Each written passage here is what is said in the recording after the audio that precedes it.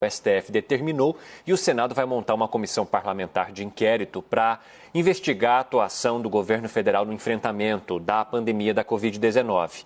O presidente e o relator dessa comissão devem ser conhecidos agora na semana que está chegando. Só que tem parlamentar querendo que se investigue também a atuação de estados e municípios. Durante essa semana a gente questionou muito sobre quem estava propondo essa CPI, se estados e municípios entrariam. Não é uma certeza, mas isso poderia acontecer. Então a gente recebe agora ao vivo o senador Eduardo Girão, do Podemos do Ceará. Senador, eu gostaria que o senhor explicasse primeiro quantas assinaturas o senhor já colheu para isso e por que o senhor quer, de fato, que se implemente também uma investigação contra estados e municípios e não só contra o governo federal. Bem-vindo. Muito obrigado, Evandro, Luciana, todos vocês que estão nos assistindo agora na CNN Brasil. É uma coisa óbvia, né? O bom senso manda que a gente precise fazer a justiça por inteiro, buscar a verdade e não apenas uma parte da verdade, né? Então, assim, eu confesso que fico indignado porque nós temos centenas de bilhões de reais também enviados para estados e municípios e com 61 operações da Polícia Federal, uma das entidades mais acreditadas pelo povo brasileiro. Então, é possível que a gente consiga as assinaturas ainda hoje.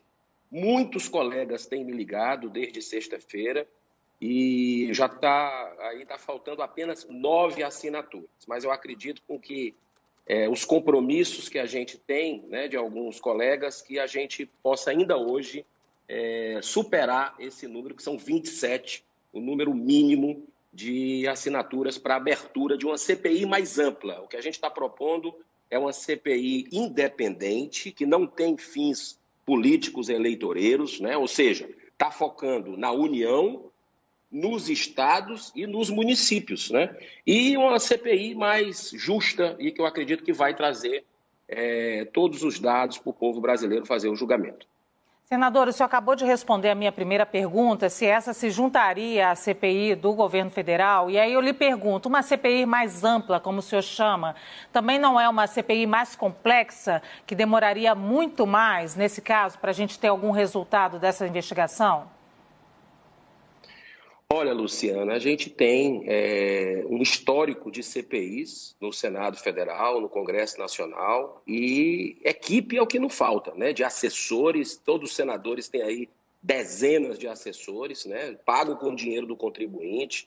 Nós temos senadores capacitados para fazer o trabalho, então eu não vejo a menor dificuldade. O que a gente não pode, e aí não é justo, eu falo isso com independência que eu tenho de mandato, não sou nem governista, nem oposição, né? Critico o que tenho criticado o governo federal e elogio o que tenho que elogiar. Então, o que a gente percebe é uma movimentação apenas com o cunho eleitoreiro para 2022. Isso não é certo. Você pegar um para Cristo e dizer que ele que está errado. Eu acho que tem erro em todos os entes federados. E a gente precisa avaliar, porque senão a gente está sendo injusto. E esse momento é o momento que a gente precisa ter serenidade.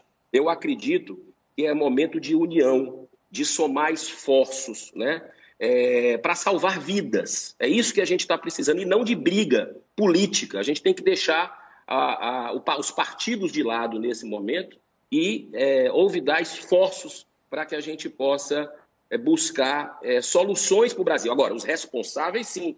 Eu, por exemplo, coloquei até a CNN Brasil como fonte nesse nosso pedido de CPI, que foi feito no dia 2 de março. Olha só, no dia 2 de março a gente deu entrada, é uma coisa antiga já, né? E a gente colocou, com dados da própria CNN Brasil, que são 61 operações da Polícia Federal, né? Ou seja, foram 1.025 mandados de busca e apreensão e outros 144 de prisão. E eu elenco aqui dezenas de casos, coloco os fatos determinados, dezenas de casos em estados e municípios. Eu vou colocar apenas um do Nordeste aqui falar para vocês, mas está tudo no nosso pedido de CPI. Tem um consórcio Nordeste, que envolve governadores do Nordeste, ele comprou 300 respiradores, olha só que denúncia grave, 300 respiradores, e até hoje não receberam, né? Inclusive, é estranho porque foram respiradores comprados da indústria da maconha, né? Não me pergunte o que é que tem a ver maconha com o respirador para a Covid, mas levaram esse calote. O povo até hoje do Nordeste não recebeu o dinheiro de volta, teve a operação da polícia e a gente quer a busca pela verdade, porque é um assassinato, como diz o Álvaro Dias, o líder do Podemos, um roubo durante a pandemia, né, desvios, não é apenas corrupção.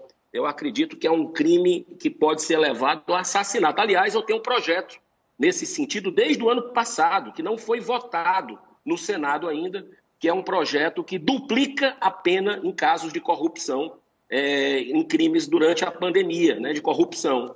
E torna esses crimes hediondo também. A Câmara já fez a sua parte, o projeto da deputada Adriana Ventura de São Paulo. Mas o Senado ainda não fez, Ou seja, está parado no Senado para isso virar lei. Bom, nós vamos tentar contatar o consórcio de governadores do Nordeste para saber a resposta do consórcio sobre essa denúncia que foi dita aqui, falada pelo senador Eduardo Girão. Agora, a gente tem também o nosso analista de política, Caio Junqueira, que quer participar da entrevista. Senador Caio, fique à vontade, bom dia para você, bem-vindo. Bom dia, Cine, bom dia, Lu. Bom dia, senador. O senhor identificou algum movimento do governo, ou mesmo da base aliada dentro do Senado, para que a CPI não funcione, ou seja, que ela seja instalada, mas que ela não funcione na prática, né? Isso por meio do atraso da indicação dos seus integrantes, ou mesmo a retirada de assinaturas. O senhor identificou esse movimento e o senhor acha que ele tem chances de se concretizar? Olha, eu acredito que o povo brasileiro precisa de resposta quanto a isso, né? Essa questão de retirada de assinatura que a gente ouve em bastidores, eu acredito que isso pega mal, né? Eu acredito que houve uma interferência, sim, clara do poder judiciário sobre o poder legislativo. Isso é uma coisa que a gente está denunciando há muito tempo. É um ativismo judicial muito forte do Supremo Tribunal Federal. Ele está acima dos outros poderes, na verdade, para mim, está governando o país, né? É isso que tem acontecido com o Supremo, isso não é correto, mas eu vejo que muitos colegas estão incomodados também com isso. Agora, a responsabilidade disso, Caio, é nossa, do Senado Federal, porque a gente até hoje não deliberou sobre pedidos de impeachment de ministro do Supremo. Até hoje nós não deliberamos sobre CPI de lava-toga. Então é algo que só o Senado pode fazer. Não é o presidente da República, não são os deputados federais. Então eu acredito que a gente precisa encarar isso definitivamente para acabar com esse tipo de abuso que está ocorrendo de um poder da República sobre o outro, deixando tudo desarmonizado. Nós agradecemos, então, aqui a fala do senador pelo Ceará, Eduardo Girão, do Podemos, por estar aqui com a gente nesse domingo pela manhã, senador. Muito obrigada.